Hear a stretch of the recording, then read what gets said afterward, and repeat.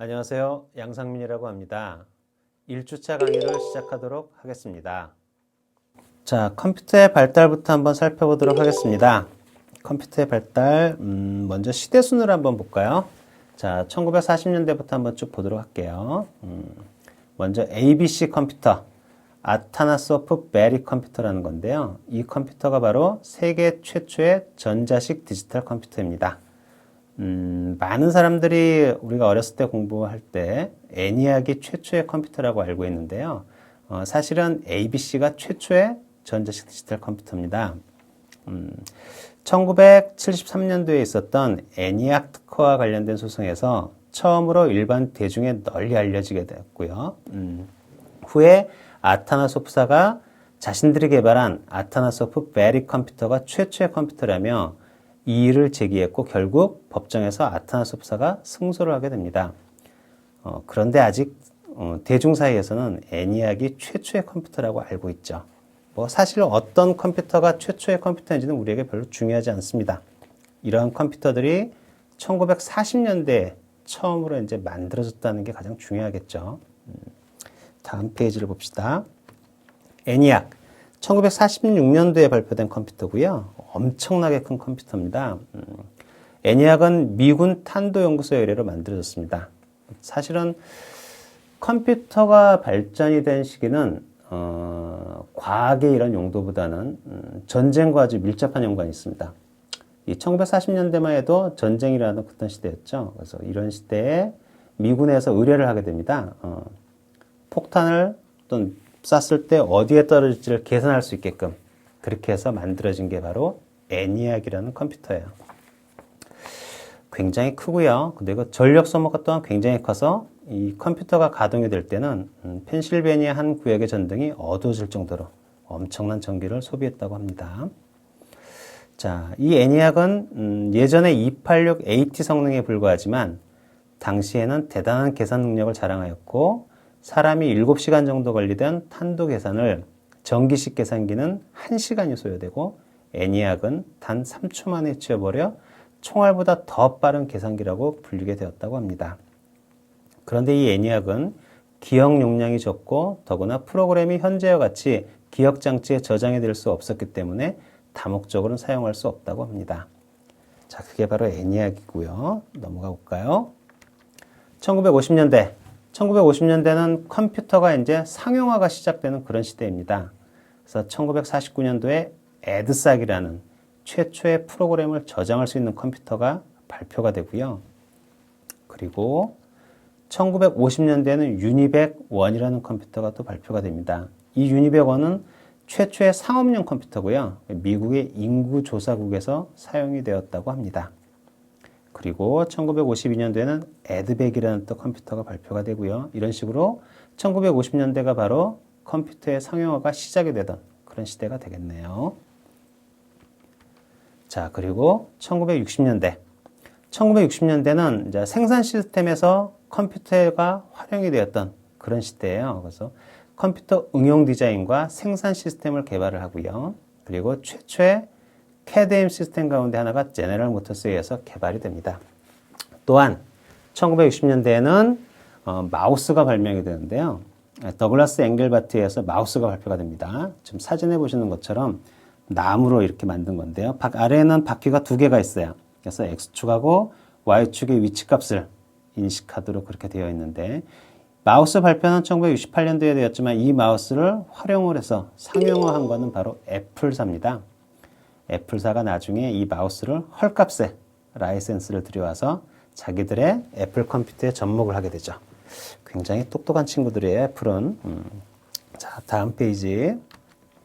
1970년대에는 이제 마이크로 프로세서가 발표가 되던 시기인데요. 1970년대부터 비약적으로 아주 발전하기 시작을 하죠. 1971년도에 최초의 마이크로 프로세서인 4004 프로세서가 발표가 되고요. 근데 사실 이 4004보다는 8080 마이크로 프로세서가 더 유명합니다. 이 프로세서부터 이제 진정한 마이크로 프로세서라고 우리가 얘기를 합니다. 1974년 8080 마이크로 프로세서가 발표가 되고요. 그리고 1977년도에는 미국 애플사의 애플2라는 소형 컴퓨터가 출시가 됩니다. 이 소형 컴퓨터인 애플2가 바로 컴퓨터의 대중화를 시작하는 그런 컴퓨터가 되겠습니다. 자, 그리고 넘기면 1980년대를 한번 보도록 합시다. 1980년대는 개인용 컴퓨터가 등장하던 시기예요. 1981년 IBM의 PC 5150이 발표가 됩니다. 사진에서 보는 것과 같은 이런 PC인데, 물론 아직까지도 이 PC는 존재를 해요. 여러분이 이제 구글이나 이런 쪽에 살펴보시면 굉장히 많은 사진들을 아마 볼 수 있을 겁니다. 완벽한 모습으로 존재를 하고 있고요. 이 IBM PC 5150이 바로 최초의 PC예요. 그 전까지는 PC라는 말을 별로 안 썼는데, 이 PC는 퍼스널 컴퓨터의 약자입니다. 개인용 컴퓨터라는 뜻이겠죠. 그전에는 메인프레임 컴퓨터여서 엄청나게 큰 컴퓨터였고요. 그리고 개인용 컴퓨터가 아니었죠. 그래서 어떠한 목적을 위해서 쓰던 그런 컴퓨터였었는데 1981년 IBM PC 5150부터는 바로 퍼스널 컴퓨터라고 해서 개인이 앞에다 놓고 쓸 수 있는 그런 컴퓨터입니다. 자, 다음 페이지 볼까요? 마이크로 프로세서 처리 능력의 비약적인 발전. 자, 70년대부터 마이크로 프로세서가 발표가 되오다 드디어 80년대 들어서 이제 우리가 익숙히 알고 있던 286, 386, 486 이런 마이크로 프로세서가 발표가 되기 시작을 합니다. 1982년도에 i286 마이크로 프로세서가 발표가 되고요. 1985년 i386 마이크로 프로세서, 그리고 1989년 i486 마이크로 프로세서가 발표가 됩니다. 아마 여러분들은 386부터는 아마 얘기를 많이 들었겠죠. 386세대, 486세대 이런 얘기를 하는 게 바로 연도와 관련된 건데요. 발표는 사실 1985년, 89년도에 발표가 됐지만 이 PC가, 이 마이크로 프로세서가 상용화된 거는 거의 80년대 후반, 90년대 들어서 많이 쓰이게 됐죠. 자, 한번 넘겨볼까요? 그리고 마이크로 프로세서 중에서 486DX라는 프로세서가 있는데, 이 486DX부터 본격적으로 개인용 PC에서 이제 비약적인 성능을 발휘를 하기 시작을 합니다. 이 486DX는 1974년도에 발표된 4004와 비교해서 약 1500배에 달하는 속도가, 훨씬 더 속도가 더 발전을 하게 됩니다. 엄청난 발전이죠. 또한 486DX는 우리 PC 발전에서 중요한 또 역할을 한 게 뭐였냐면, 바로 수학 계산용 보조 프로세서가 최초로 탑재된 그런 마이크로 프로세서예요. 바로 매스코 프로세서라고 하는 건데요. 이 매스코 프로세서가 탑재가 됨으로써 어떤 일을 하냐면, 복잡한 수학적 연산 기능들에 대한 부담을 중앙 프로세서부터 덜어줌으로써 컴퓨팅 속도를 아주 빠르게 해주는 보조 프로세서가 되겠습니다. 이 보조 프로세서는 사실 이게 있음으로 인해서 그전에는 CPU가 하던 일들을 계산식을 다시 보조 프로세서가 나눠서 해줌으로써 어떤 일들이 가능하냐면, CAD나 또는 3D 스튜디오 같은, 이때는 이제 3D 프로그램들이 되겠죠. 이런 복잡한 수학식들이 가능했던 프로그램들이 퍼스널 PC에서 구현이 되도록 해주는 그런 프로세서가 되겠습니다. 자, 다음 장은, 그리고 1980년대 컴퓨터 관련 산업의 발달입니다. 1982년 그래픽 전문 회사 실리콘 그래픽스가 설립이 되고요. 굉장히 유명한 회사죠. 실리콘 그래픽스. 그래픽 관련해서 공부를 하시는 분들은 아마 이 실리콘 그래픽스라는 단어들을 아마 많이 접하게 될 거예요. 특히 뭐 하드웨어나 또 여러 가지 것들에 대해서요. 그리고 1984년 맥킨토시가 등장하게 됩니다. 맥킨토시는 그래픽 중심의 사용자 인터페이스를 사용한 최초의 컴퓨터입니다. 즉 GUI라고 그러죠. 그래픽 유저 인터페이스를 사용한 최초의 컴퓨터.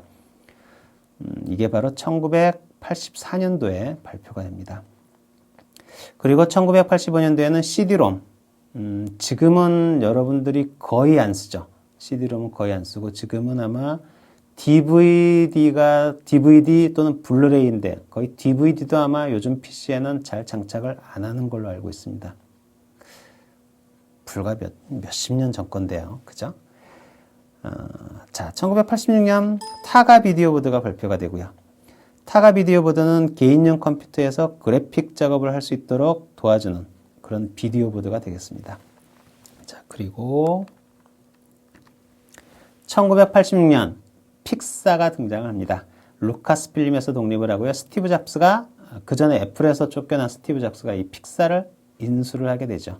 후에 픽사는 90년대 중반에 토이스토리라는 애니메이션을 발표하면서 아주 엄청나게 또 유명해진 회사가 되죠.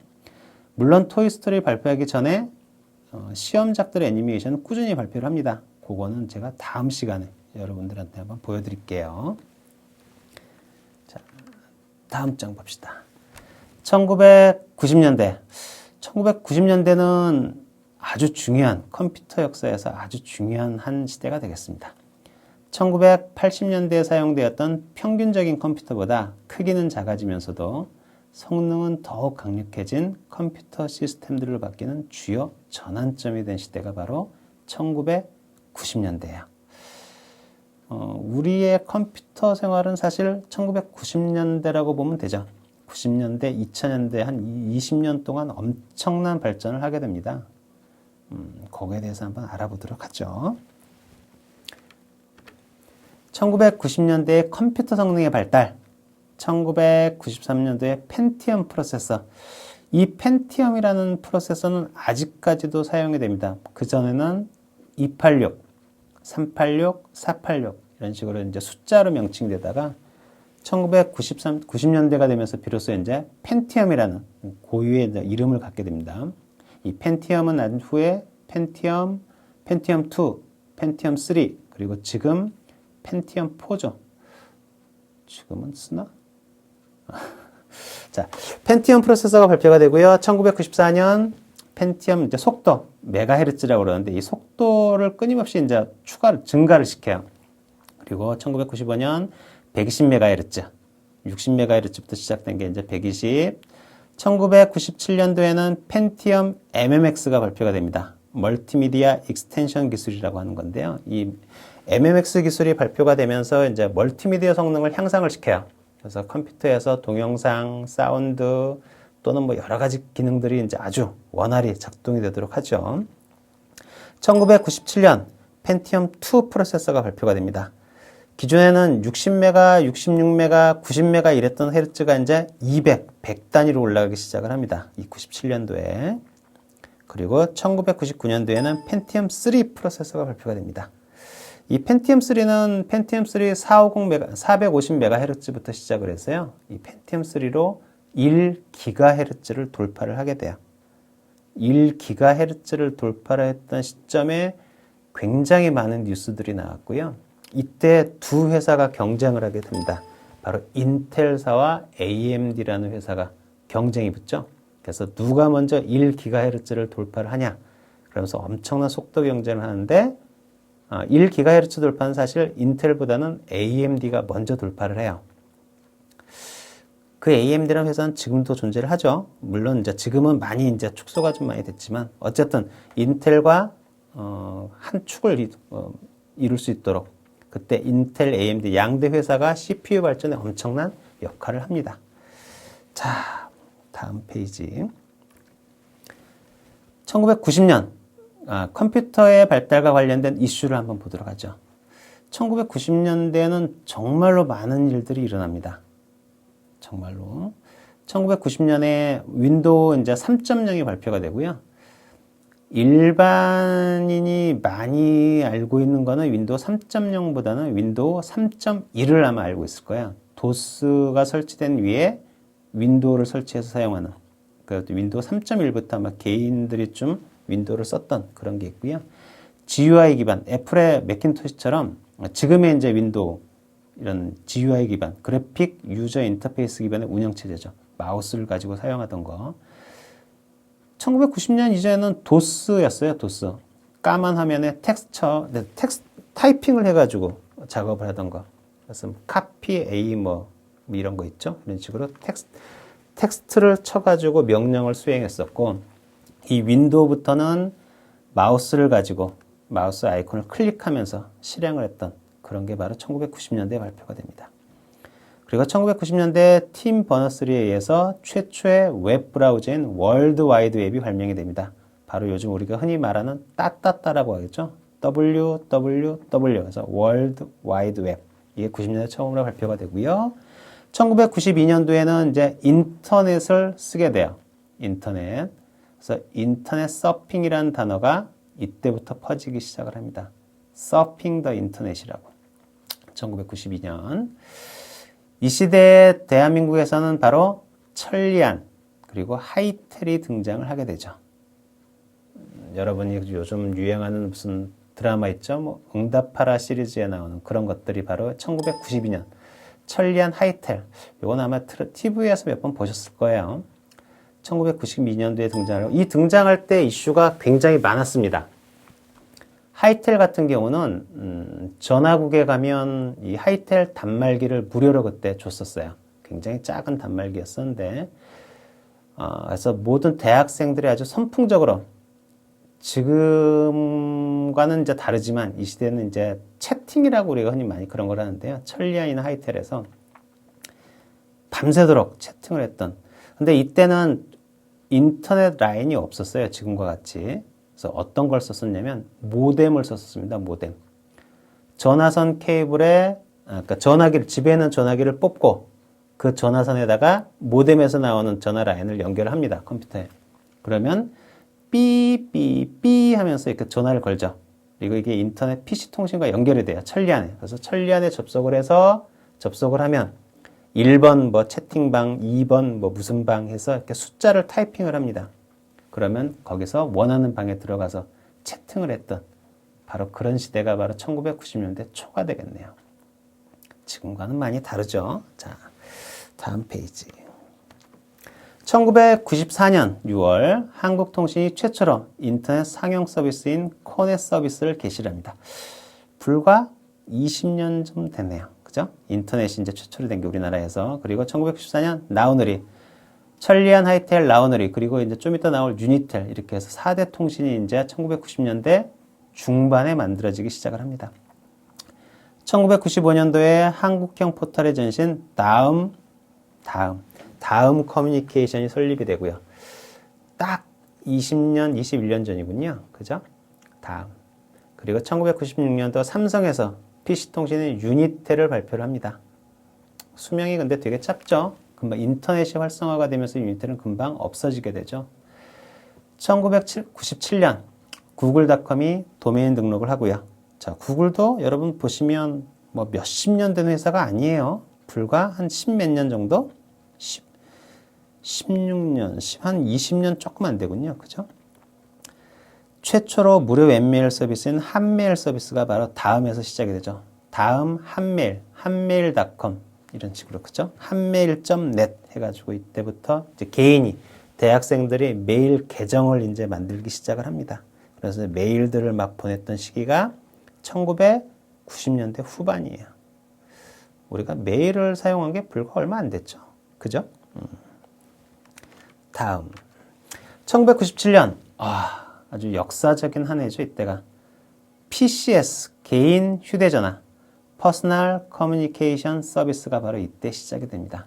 1997년 이전에는 셀룰러폰이라고 그러죠. 우리가 휴대폰, 핸드폰 또는 또 모토로라에서 나온 스타텍 이런 011, 017 이런 것들이 활용이 되다가 1997년도에는 근데 이 셀룰러 그 011 전화는 이때는 엄청 비쌌어요. 그래서 일반인들이 가지기에는 그 가격적인 부담이 너무 커서 잘 사용을 못했고 우리가 개인 통신이 이렇게 발전하게 된 건 1997년 바로 PCS부터 시작이 됩니다. 세계 회사가 우리나라에서 시작이 되는데요. 한솔텔레콤 한솔, LG019, 한솔018, 또 하나가 뭐지? 한국통신016 맞나요? 아마 이렇게 해서 세 개의 회사가 아마 시작이 됐을 거예요. 아마 이때부터 뭐 보조금이라는 제도가 나와서 휴대폰을 굉장히 싼 가격에 사고 몇 년 동안 쓸 수 있는, 그러면서 이때부터 대학생들과 직장인들 사이에서 엄청나게 이 구매를 많이 하면서 많은 사람들이 PCS로 전화를 걸기 시작을 했죠. 그리고 이때부터 방송국에서 광고들이 통신 광고가 아주 엄청나게 많아졌고요. 유명한 광고들도 꽤